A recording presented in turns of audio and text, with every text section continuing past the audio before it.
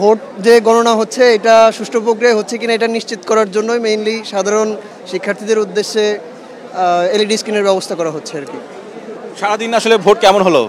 সারাদিন অনেক মানে নিরপেক্ষভাবে এবং যথাযথ স্ট্যান্ডার্ড মেনটেন করে যেটা প্রশাসনের করা সম্ভব আমরা সব চেষ্টাই দেখছি, আর মোটামুটি সব সঠিকভাবে হয়েছে। এখন যদি সব কিছু ঠিকঠাক থাকলে ফলাফল পর্যন্ত কোনো গ্যাঞ্জাম না হলে মোটামুটি সব সার্বিকভাবে সুষ্ঠু নিরপেক্ষ নির্বাচন আর কি আমরা বলতে পারি।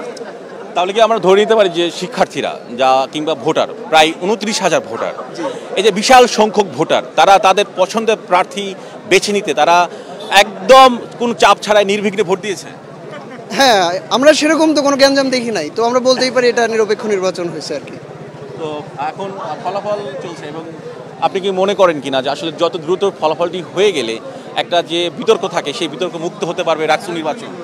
আসলে দ্রুত ফলাফল তো করা যায়, কিন্তু আসলে অনেক কন্ডিশন তো এখানে থাকতে পারে, যেমন স্থানীয় লোকজন, মানে একটা কনফ্লিক্টের ব্যাপার থাকেই, যে দলীয় অনেকে হয়তো বাইরে আছে, আমরা জানি বিএনপি অনেকেই আছে, তো সেটার জন্য হয়তো একটু ফলাফলটা পেছানোর পায়তারা থাকতে পারে।